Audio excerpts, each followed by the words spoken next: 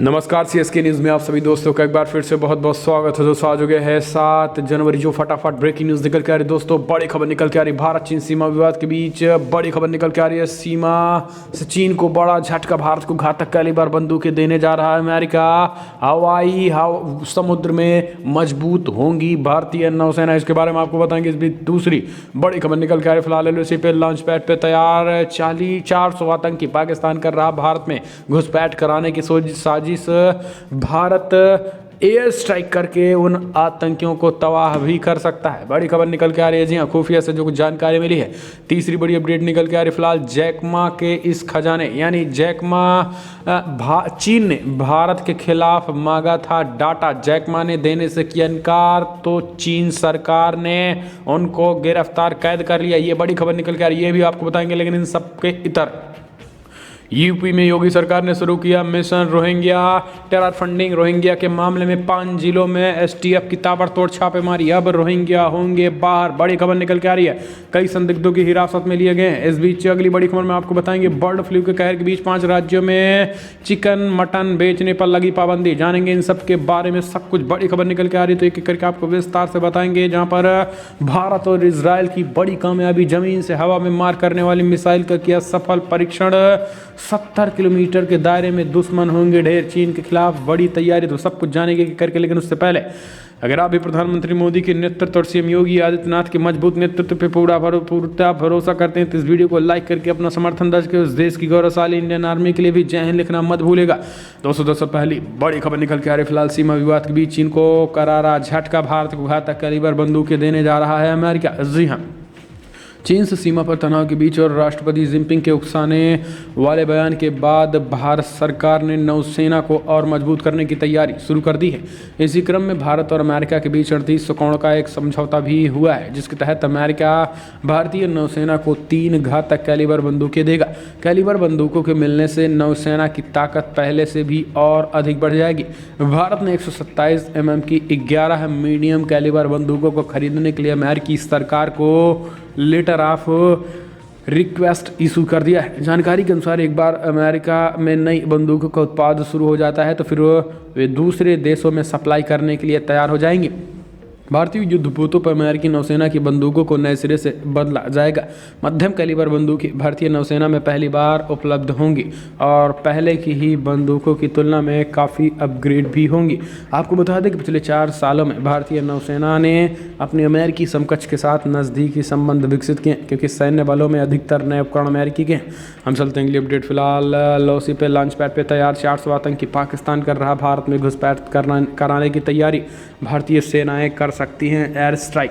दरअसल नियंत्रण रेखा एलओसी के पार करीब 400 आतंकवादी लॉन्च पैड पर हैं और वे सर्दियों के दौरान जम्मू कश्मीर में घुसपैठ करने की प्रतीक्षा कर रहे हैं।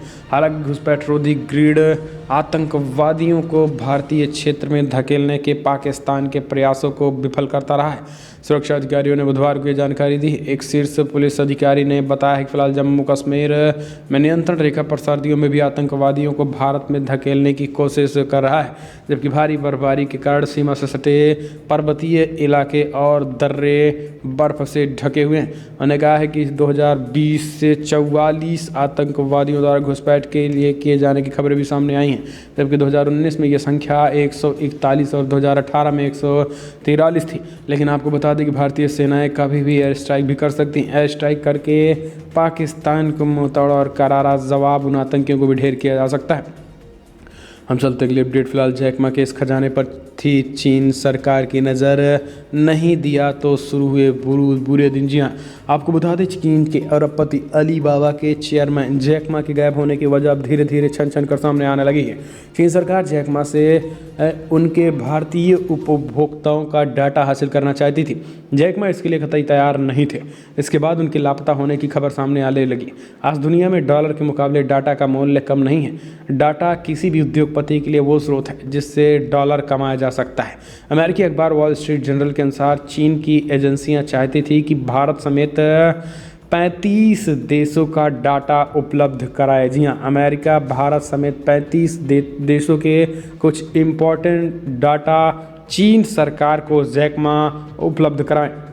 हालांकि जैकमा ने इस काम को करने से और अपने उपभोक्ताओं के डाटा देने से इनकार कर दिया। जिसके बाद आपको बता दें चीन की सरकार ने उन पर शिकंजा कसना शुरू कर दिया और ख़ास करके चीन सरकार ने डाटा देने से इनकार कर दिया और कहा कि किसी भी सिचुएशन में डाटा ना देने पर उनके खिलाफ कार्रवाई करनी शुरू कर दी। और आपको बता दें कि आज वो गिरफ्तार कर लिए गए हैं जैक मा। ये चीन की तानाशाह सरकार की पोल खुल गई है। हम चलते हैं अगली अपडेट। फिलहाल यूपी के सीएम योगी आदित्यनाथ का ताबड़तोड़ एक्शन मिशन रोहिंग्या शुरू। यूपी में रोहिंग्याओं को यूपी से बाहर निकालने की तैयारी शुरू। कई जगहों पर ताबड़तोड़ छापे मारे। संदिग्ध रोहिंग्या मुसलमानों को फर्जी कागजात के जरिए यूपी में ठहरने को लेकर कसा गया शिकंजा। यूपी की आतंक निरोधी दस्ता यूपीएसटीएफ ने बुधवार को रोहिंग्या मुसलमानों और टेरर फंडिंग के मामले में यूपी के 5 जिलों में छापेमारी की गई है। कल सुबह से संत कबीर नगर जिले के खलीलाबाद, वालीगढ़ समेत 5 जिलों में संदिग्धों की तलाश में छापेमारी की गई। जानकारी से मिली ये संदिग्धों को हिरासत में ले लिया गया। हिरासत में लिए गए संदिग्धों से पूछताछ भी की गई। इसके अलावा यूपीएसटीएफ की एक टीम मुंबई गई। ये टीम दूसरे ऑपरेशनल को भी अंजाम दिया है। संत कबीर नगर में लखनऊ एटीएस की टीम ने खलीलाबाद ब्लॉक में तैनात एक तकनीकी सहायक को हिरासत में ले लिया। इसके अलावा 3 अन्य लोगों को भी हिरासत में लिए जाने की भी चर्चा। तकनीकी सहायक को उसके शहर स्थित गोश्त मंडी के पास गोमती नगर मोहल्ले से उठाया गया। आपको बता दें कि कई ऐसे साइबर कैफ़े के जिहादी थे जो रोहिंग्या मुसलमानों के फर्जी कागजात तैयार कर देते थे, यानी फर्जी पैन कार्ड, आधार कार्ड और उनको तमाम चीज़ें जिससे उनको पहचानने में दिक्कत होती थी। लेकिन आपको बता दें कि अब इन रोहिंग्या मुसलमानों के कागजात को देखकर यूपी से बाहर निकालने की तैयारी यूपी के सीएम योगी आदित्यनाथ ने कर ली है। हम चलते हैं अगली अपडेट लेते हैं। फिलहाल बर्ड फ्लू का कहर, 5 राज्यों में संक्रमण की पुष्टि होने के बाद चिकन मटन बेचने पर लगी पाबंदी। मध्य प्रदेश में भी बड़ी खबर निकल के आ रही है। देश में कोरोना के साथ साथ और संक्रमण बीमारी फैलने का खतरा बढ़ रहा है। राजस्थान, मध्य प्रदेश के बाद अब हिमाचल प्रदेश, केरला में भी बर्ड फ्लू का खतरा तेजी के साथ बढ़ गया है। इन राज्यों में सैकड़ों पक्षियों को मार दिया गया है। केरला ने जहां राज्य में इसे राजकीय आपदा घोषित कर दिया, वहीं मध्य प्रदेश के आगर में चिकन बेचने पर पाबंदी लगा दी है। वहीं इस मामले में केंद्र ने कहा है कि फिलहाल 4 राज्य केरल, राजस्थान, मध्य प्रदेश, हिमाचल में 12 स्थानों पर एवियन इन्फ्लुएंजा या बर्ड फ्लू के मामले यानी हॉटस्पॉट सामने आए हैं। बतखों, कौवों और प्रवासी पक्षियों में बीमारी के और प्रसार को रोकने के लिए परामर्श जारी किए गए हैं। मत्स्य, पशुपालन और डेयरी मंत्रालय के एक बयान में कहा गया है कि फिलहाल अन्य राज्यों से पक्षियों की असामान्य मौत पर नज़र रखने के लिए कहा गया है। हम चलते हैं अगली अपडेट लेते हैं। फिलहाल बड़ी खबर निकल के आ रही, भारत इजराइल की बड़ी कामयाबी, ज़मीन से हवा में मार करने वाली मिसाइल का सफल परीक्षण। 70 किलोमीटर के दायरे में दुश्मनों को ढेर कर सकती हैं। जी हाँ, भारत और इजराइल को डिफेंस सेक्टर में अपनी ताकत बढ़ाने में बड़ी कामयाबी मिली है। दोनों देशों ने ज़मीन से हवा मार करने वाली मिसाइल का सफल परीक्षण भी कर लिया है। ये 70 किलोमीटर के दायरे में दुश्मन को मार गिराने में सक्षम है। दोनों देशों ने medium range surface to air missile का टेस्ट पिछले हफ्ते भारत से ही किया था और वेपन सिस्टम के सभी पार्ट्स को जांचा गया था। इजराइल एयरोस्पेस इंडस्ट्रीज़ AII ने मंगलवार को जानकारी दी है। मिसाइल को defence research and development organisation DRDO और IAI ने मिलकर तैयार किया है। इनमें भारत और इजराइल की अन्य डिफेंस कंपनियां भी शामिल हैं। तो दोस्तों, बड़ी खबर निकल के आ रही, भारत और इजराइल के साझा प्रयोग से खतरनाक मिसाइल तैयार हो रही हैं जो वो चीन का काल बनेंगे। हम चलते हैं, अपडेट लेते हैं। तो दोस्तों, फिलहाल बड़ी खबर, चीनी ऐप के खिलाफ फिर अमेरिकी राष्ट्रपति डोनाल्ड ट्रंप ने की कार्रवाई, भारत के उठाए कदमों का दिया हवाला। जी हाँ, अमेरिकी राष्ट्रपति डोनाल्ड ट्रंप 200 से अधिक चीनी सॉफ्टवेयर ऐप पर प्रतिबंध लगाने के बाद भारत के फैसले का हवाला देते हुए अली पे और वीचैट पे सहित 8 और चीनी ऐप के साथ लेन देन पर प्रतिबंध लगा दिया। ट्रंप ने अमेरिका की राष्ट्रीय सुरक्षा के लिए इस आशय के एक कार्यकारी आदेश पर दस्तखत भी कर दिया। ट्रंप ने अपने आदेश में कहा है कि फिलहाल चीन में बनाए गए और नियंत्रित किए गए ऐप्स की व्यापक पहुँच के कारण राष्ट्रीय आपातकालीन स्थिति से निपटने के लिए इस कार्रवाई की जरूरत है। जिन 8 चीनी ऐप पर प्रतिबंध लगाया गया है उनमें से अली पे, कैंप स्कैनर, AQMU, वीचैट और वीचैट पे WPS ऑफिसर भी शामिल हैं। हम चलते हैं, अपडेट लेते हैं। फिलहाल चीन की कम्युनिस्ट सरकार का नया नियम, सार्वजनिक रूप से विरोध नहीं प्रकट कर सकेंगे अब सदस्य। जी हाँ, दरअसल आपको बता दें, चीन की सत्तारूढ़ कम्युनिस्ट पार्टी इस साल अपना 100वां स्थापना दिवस मनाने जा रही है। इसी बीच उसने अपने 9.5 करोड़ पार्टी सदस्यों के लिए नियमों में बदलाव भी कर दिया है। सदस्यों पर मतभेद को सार्वजनिक रूप से उजागर करने पर रोक लगा दी गई है। इसके साथ ही चेतावनी दी गई है कि फिलहाल इस प्रकार की गतिविधियों को बर्दाश्त नहीं किया जाएगा।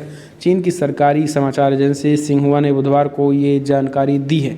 कम्युनिस्ट पार्टी के संशोधित नियमों में प्रावधान किया गया है कि फिलहाल यदि पार्टी के नेता अयोग्य पाए जाते हैं तो पार्टी कार्यकर्ताओं को उन्हें हटाने की मांग करने का अधिकार दिया गया है। हम चलते हैं, अपडेट लेते हैं। फिलहाल यूएन में भारत की दो टूक। भारत ने कहा हम हमेशा से रासायनिक हथियारों के खिलाफ हैं। सीरिया के संघर्ष का आतंकी संगठन उठा रहे हैं फायदा। आतंकी संगठनों तथा रासायनिक हथियारों के पहुंचने पर भारत ने चिंता जाहिर की है। संयुक्त राष्ट्र में भारत के स्थायी प्रतिनिधित्व टी.एस. त्रिमूर्ति ने मंगलवार को कहा कि फिलहाल आतंकी संगठन और आतंकियों के पास रासायनिक हथियार पहुंचने से सिर्फ भारत ही नहीं पूरे विश्व पर संकट के बादल मंडरा रहे हैं।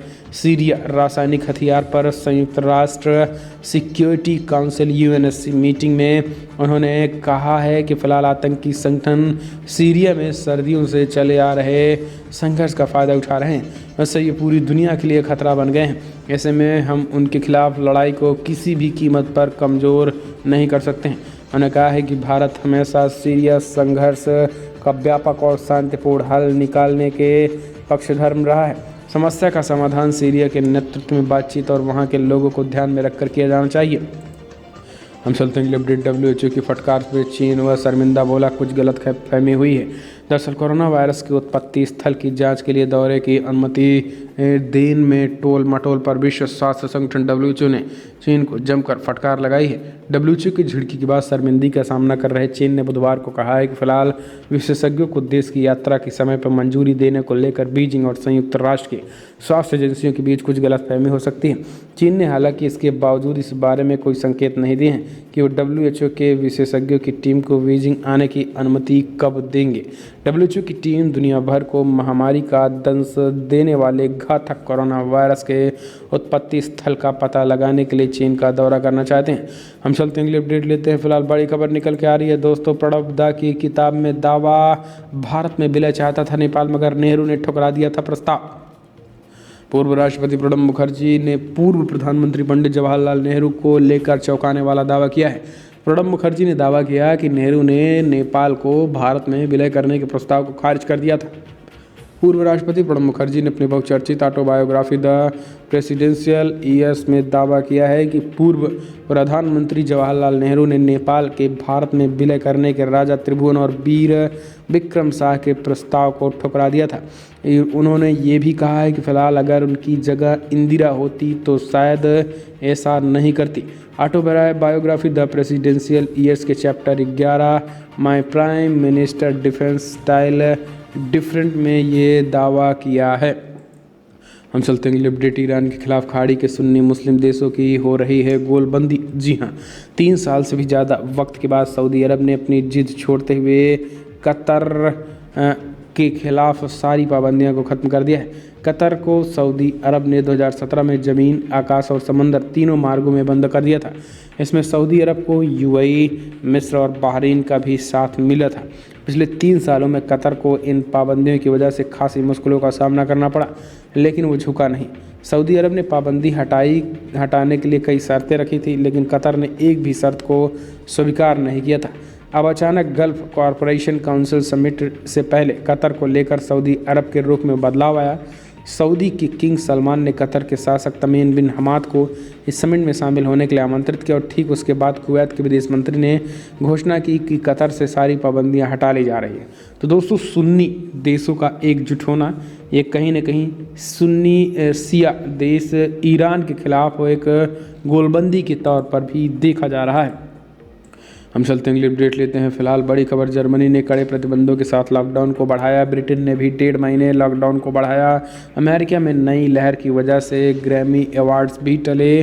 कोविड-19 के मामला तेज़ी के साथ भयंकर तरीके से बढ़ रहा है। जी हाँ, कोरोना के बढ़ते मामले के बीच जर्मनी में कड़े प्रतिबंधों के साथ लॉकडाउन को बढ़ा दिया गया है, जबकि बड़ी खबर निकल के आ रही है जहां ब्रिटेन में भी 1.5 महीने के लिए कोविड-19 को देखते हुए लॉकडाउन कड़े प्रावधानों के बीच बढ़ाया गया है। इस बीच बड़ी खबर निकल के आ रही है, अमेरिका में दूसरी लहर भी आ चुकी है। जिसको देखते हुए अमेरिका में तेज़ी के साथ कोविड-19 का मामला बढ़ता चला जा रहा है। तो दोस्तों इन सब के हालात के बीच ये दुनिया के कोविड-19 के हालात हैं। हम चलते हैं अगले अपडेट। कोरोना काल में यूपी सरकार के काम का बजा डंका, सीएम योगी को टाइम मैगजीन ने सराहा। जी हाँ, दरअसल कोरोना महामारी ने यूपी को बुरी तरीके से जकड़ा हुआ था, लेकिन योगी सरकार के सराहनीय काम की वजह से कोविड पर नियंत्रण पाया जा सका है। इसे देखते हुए पूरे देश के साथ WHO ने भी सीएम योगी आदित्यनाथ की तारीफ की है। इतना ही नहीं, कोविड मैनेजमेंट को लेकर मुख्यमंत्री योगी आदित्यनाथ और यूपी सरकार प्रदेश सरकार के प्रयासों को टाइम मैगजीन में भी उल्लेख किया गया है। मैगजीन में सीएम योगी की कोरोना काल में किए गए कार्यों का उल्लेख करते हुए एक रिपोर्ट प्रकाशित की है। रिपोर्ट में प्रदेश में कोरोना की वजह से हुई मौतों पर नियंत्रण पाने के साथ रिकवरी रेट में निरंतर बढ़ोतरी होने के प्रदेश सरकार की तारीफ भी की है। हम चलते हैं अपडेट लेते हैं। औरंगाबाद एयरपोर्ट का नाम छत्रपति संभाजी करने की मांग पर सीएम ठाकरे ने केंद्र सरकार को लिखा पत्र। महाराष्ट्र के मुख्यमंत्री उद्धव ठाकरे ने केंद्र सरकार को पत्र लिखकर औरंगाबाद हवाई अड्डे का नाम बदलकर छत्रपति संभाजी महाराज हवाई अड्डा करने का निर्णय ले लिया है। इस बात की जानकारी बुधवार को महाराष्ट्र के मुख्यमंत्री कार्यालय ने दी है। वहीं शिवसेना ने बुधवार को एक बार फिर कांग्रेस पर हमला बोला है और पूछा है कि क्या औरंगाबाद कांग्रेस के आदर्श हैं। इस बीच दक्षिणी मुंबई में शिवसेना सांसद अरविंद सावंत ने कांग्रेस से पूछा है कि क्या उनका आदर्श औरंगजेब है। दरअसल साल 1653 में मुगल सम्राट औरंगजेब के नाम पर औरंगाबाद शहर का नामकरण हुआ था। सन 1689 में इसी शहर में औरंगजेब के इशारे पर छत्रपति शिवाजी महाराज के पुत्र छत्रपति संभाजी महाराज को मौत की सजा दे दी गई थी।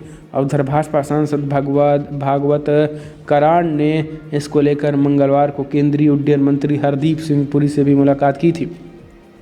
हम चलते हैं अपडेट लेते हैं। फिलहाल बदायूं केस मुख्य आरोपी महंत पर 50,000 का इनाम घोषित लगेगा। NSA STF भी कर रही जांच। सीएम योगी ने कड़े एक्शन की दिए आदेश। यूपी के बदायूं में महिला के साथ गैंगरेप के बाद हत्या के मामले में मुख्य आरोपी को पकड़ने के लिए सीएम योगी आदित्यनाथ ने STF को आदेश दे दिया है। जिला पुलिस के साथ STF भी मामले की जांच करेगी।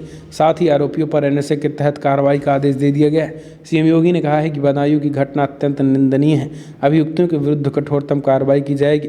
इस घटना के दोषियों को किसी भी कीमत पर बख्शा नहीं जाएगा। इस मामले के मुख्य आरोपी को 50,000 रुपये का इनाम घोषित किया गया है। मुख्य आरोपी महंत सत्यनारायण फरार बताए जा रहे हैं, लेकिन सीएम योगी ने NSA के तहत रासुका के तहत कार्रवाई करने और 50,000 का इनाम घोषित कर दिया है। हम चलते हैं अपडेट लेते हैं। फिलहाल यूपी, बिहार और आंध्र प्रदेश में 15 विधान परिषद की सीटों के लिए 28 जनवरी को होंगे चुनाव। जी हाँ, यूपी, बिहार और आंध्र प्रदेश में खाली हो रहे विधान परिषद की सीटों के लिए मतदान और मतगणना की तारीख चुनाव आयोग ने जारी कर दी है। केंद्रीय चुनाव आयोग की तरफ से जारी किए गए तारीखों के मुताबिक इन तीनों राज्यों में जो विधान परिषद की सीटें खाली हुई हैं उनके लिए 28 जनवरी को मतदान होगा और उसी दिन शाम को 5 बजे के बाद मतगणना होगी। केंद्रीय चुनाव आयोग द्वारा दी गई जानकारी के मुताबिक आंध्र प्रदेश की 1 विधानसभा परिषद की सीट, बिहार की 2 विधान परिषद की सीट और यूपी की 12 विधानसभा सीटों के लिए 28 जनवरी को सुबह 9 बजे से लेकर शाम 4 बजे तक मतदान होगा और शाम 5 बजे को ही मतगणना के बाद नतीजे का ऐलान कर दिया जाएगा। हम चलते अगले अपडेट लेते हैं। फिलहाल मोदी ने लोकप्रियता से हासिल किए PM का पद, जबकि मनमोहन को सोनिया से मिला। प्रणब मुखर्जी ने बोला बड़ा हमला। पूर्व राष्ट्रपति प्रणब मुखर्जी ने निधन के बाद प्रकाशित हुई अपनी किताब में लिखा है फिलहाल 2014 और 2019 के लोकसभा चुनाव में निर्णायक जनादेश ने दिखाया कि वोटर्स राजनीतिक स्थिरता चाहते हैं। उन्होंने ये भी कहा है कि नरेंद्र मोदी ने PM का पद अर्जित और हासिल किया। वह लोकप्रियता की वजह से PM बने हैं, जबकि मनमोहन सिंह को सोनिया गांधी ने इस पद के लिए चुना था। दिवंगत मुख्यमंत्री संस्मरण द प्रेसिडेंशियल ईयर 2012 और 17 के पिछले साल अपने निधन से पहले ही लिखी थी। हम चलते हैं अपडेट लेते हैं। फिलहाल JDU नेता ने कहा बिहार में कोमा में जा चुकी कांग्रेस, 11 विधायक देंगे जल्द इस्तीफा। जी हाँ, बिहार कांग्रेस के नेता और पूर्व विधायक भरत सिंह का दावा है कि फिलहाल पार्टी के 11 विधायक इस्तीफा दे सकते हैं। सिंह के मुताबिक विधानसभा चुनाव में पार्टी की टिकट से जीते 19 विधायकों में से 11 तो ऐसे हैं जिनका संबंध कांग्रेस से नहीं रहा। सिंह ने आरोप लगाया है कि ये लोग पैसा देकर विधायक बने हैं। इन लोगों ने पैसा दिया है और कांग्रेस का टिकट लिया है, अब विधायक बन गए हैं। ऐसे में ये ज़्यादा दिन तक कांग्रेस पार्टी से विधायक नहीं रह पाएंगे। हम चलते हैं अगली अपडेट। फिलहाल दोस्तों आज KMP पे उतरेंगे किसान। गाजियाबाद और पलवल से निकलेगी ट्रैक्टर रैली। जी हाँ, किसानों के संगठनों ने बड़ा ऐलान करते हुए कहा है कि फिलहाल आज पलवल और गाजियाबाद की तरफ से ट्रैक्टर रैली निकाली जाएगी। दिल्ली के चारों किनारे ट्रैक्टर रैली निकालने का ऐलान कर दिया। ये बड़ी खबर निकल के आ रही है। किसानों ने ट्रैक्टर परेड करने का ऐलान 26 जनवरी को लेकर यह रिहर्सल की तैयारी बता रहे हैं। तो दोस्तों फिलहाल बड़ी खबर इतना है, लेकिन अगर आपको वीडियो पसंद आए तो लाइक कर शेयर करें, कमेंट के माध्यम से आप अपनी राय देना ना भूलें। इस वीडियो में इतना ही। जय हिंद, वंदे मातरम।